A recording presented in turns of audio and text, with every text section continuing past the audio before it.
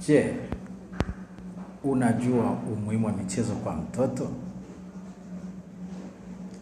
Mtoto akienda kucheza unamwambia utachafuka. Sitaki ucheze na fulani. Tabia yako ni mbaya. Fulani na tabia mbaya. Sio kweli. Mtoto akipata nafasi ya kucheza, tunasema ni darasa nje ya darasa la kawaida.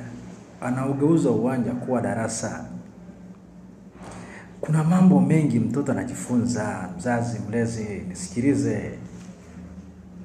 Faida ya michezo kwa mtoto ni kwamba sijui niseme, inamfanya mtoto kujifunza, kujiwekea malengo. Fikiria yule mtoto anayecheza mpira, anampiga chenga mwenzake. Huyu ana maana kwamba anaweka target. Nisikilize. Jamani. Lakini mtoto akiwa anacheza na watoto wenzake, wakagongana, wakaumizana, wakaombana msamaha, ina maana inamfundisha mbinu ya kutatua migogoro.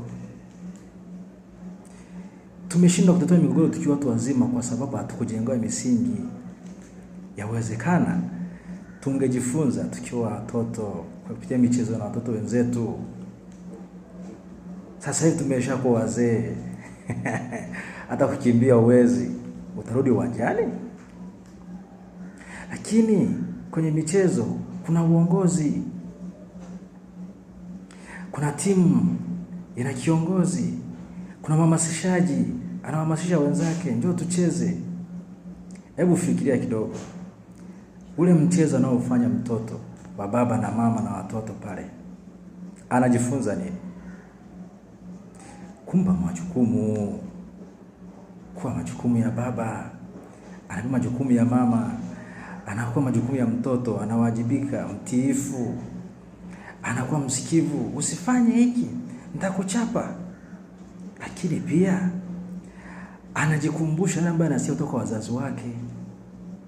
Mtoto anakumulika wewe mzazi nyumbani kwako, unachomwambia. Niseme tu, usione shida kumpa mtoto nafasi ya kucheza.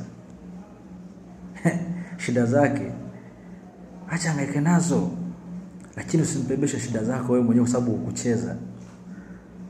Jamani, tujivue ukale. Tuwape nafasi.